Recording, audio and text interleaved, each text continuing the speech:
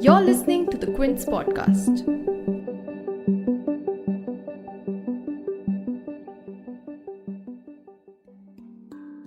For the first time ever, it seems that a drone mounted with explosives was used to attack an Indian Air Force base. As we know, in the early hours of 27th June, 2 low-intensity explosions were reported in the technical area of the Air Force base in Jammu Airport.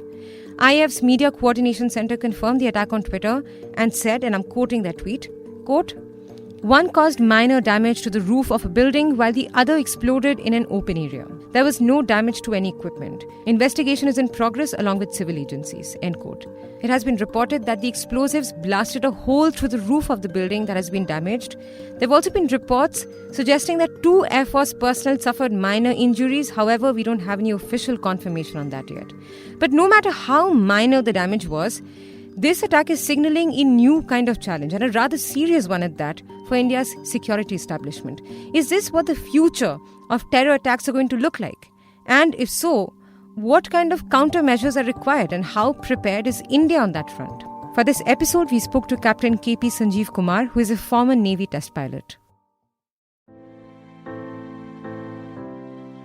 You're tuned in to The Big Story, the podcast where we dissect the headline-making news for you. And I'm your host, Shorbori.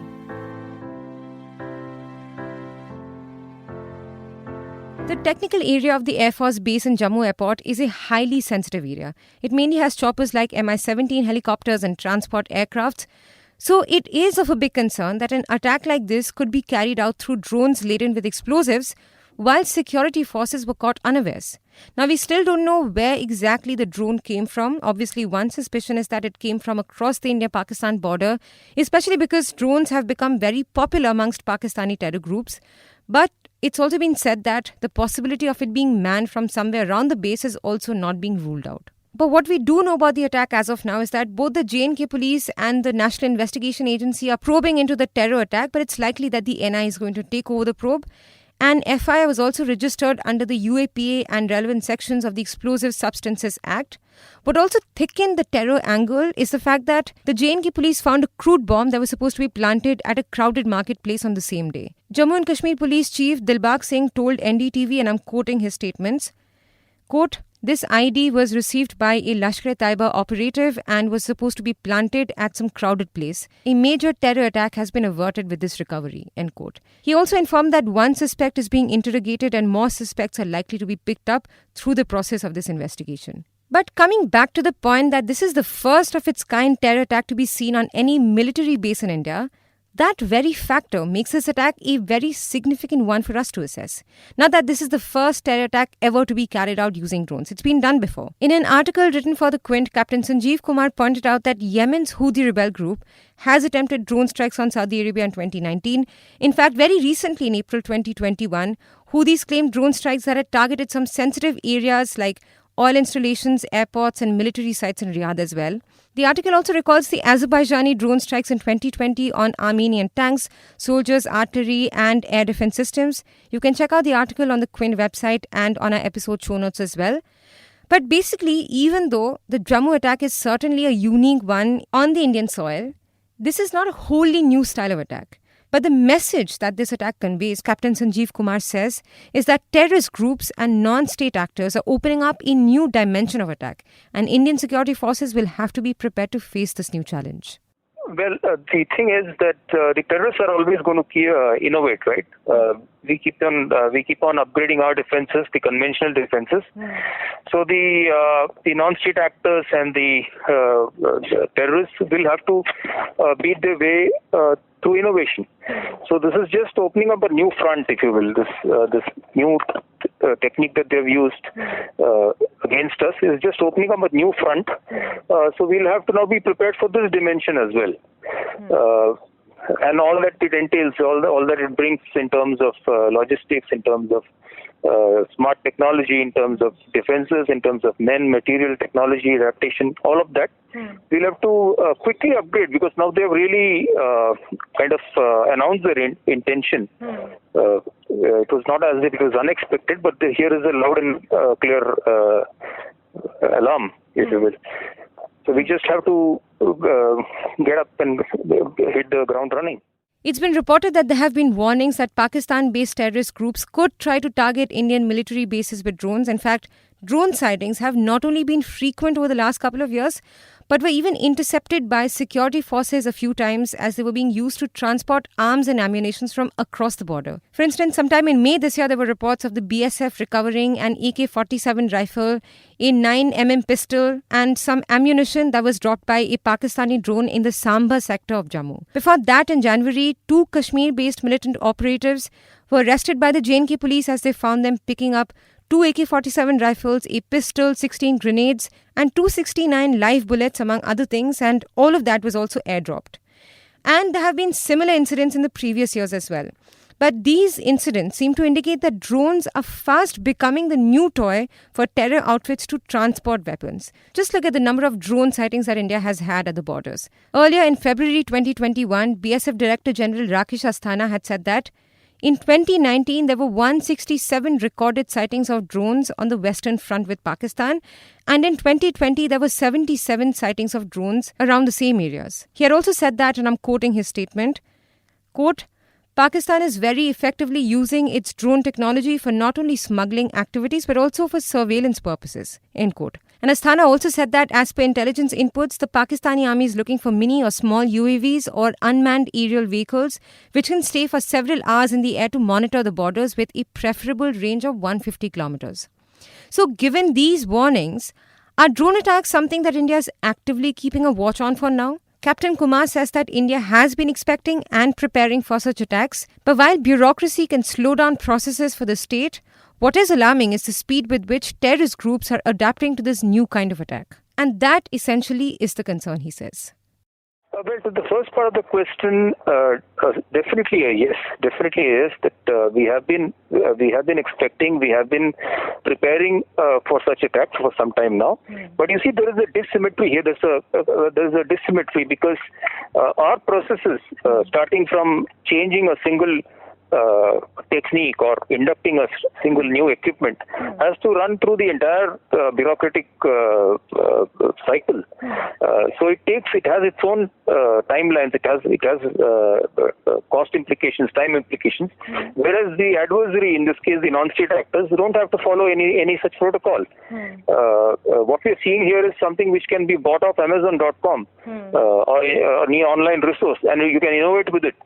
They do not have to go through any approvals or any request for proposals or for floating cases and tenders. So where we are getting hit is actually the speed differential between our processes and the speed at which the non-state actors are adapting new technologies. So that I see as the prominent danger to us. And for the second part of the question, well, in retrospect, every attack is preventable, right? It's not that it couldn't have been prevented, but it would be in the same old cliche that the terrorists need to be successful only once, whereas we have to be successful all the time.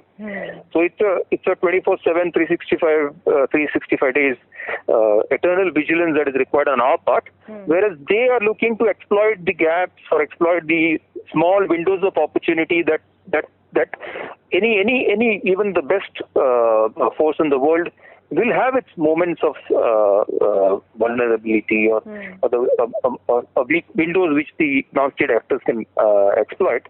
So in this case, as you can see, they've selected a window which is more or less, now that we have some more information about it, a Sunday morning or late in a Saturday evening on a almost a full moon night, where we have just undergone a revival of a peace process in Kashmir, and there were some green shoots visible. So these are the kind of small windows, and of course our lack of solid anti-drone systems in place.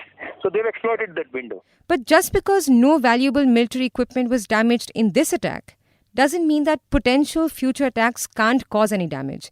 And as Captain Kumar said, this attack signals that terrorist groups are innovating to this kind of warfare. The fact that drones can seem to fly over security and checkpoints without being detected is quite concerning. So what kind of countermeasures are needed if you have to face more of such attacks in the future? And how prepared is India with anti-drone attack tech? Captain Kumar says that it's not just India, but no country is fully prepared to counter drone ID attacks. But to start taking countermeasures, India should begin with taking these threats seriously. I wouldn't go as far as saying that we are completely prepared to counter the drone ID threat.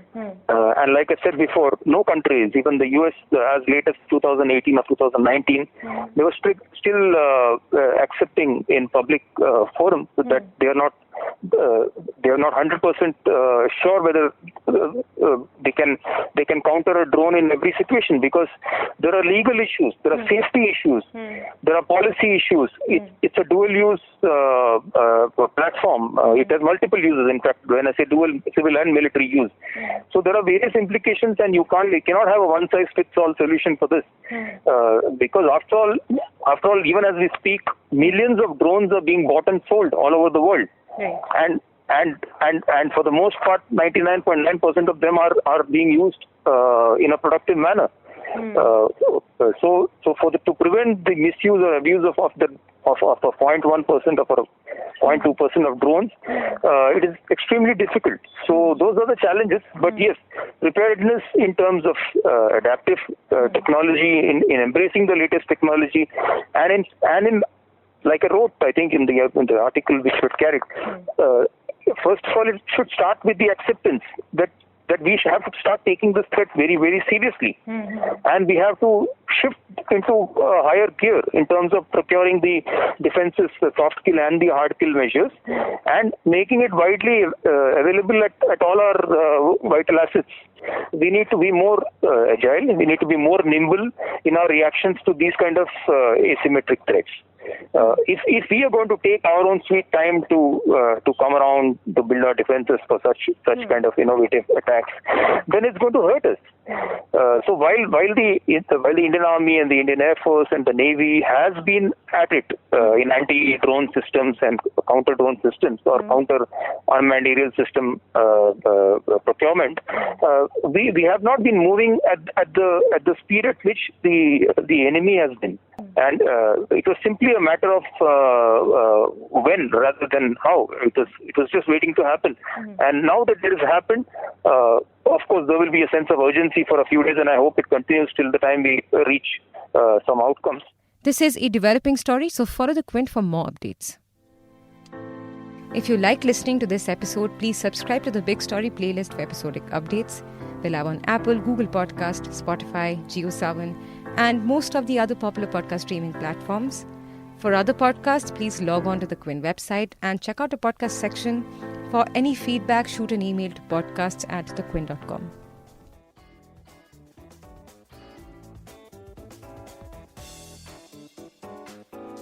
Thanks for listening. Log on to the Quint's website and check out our other podcasts.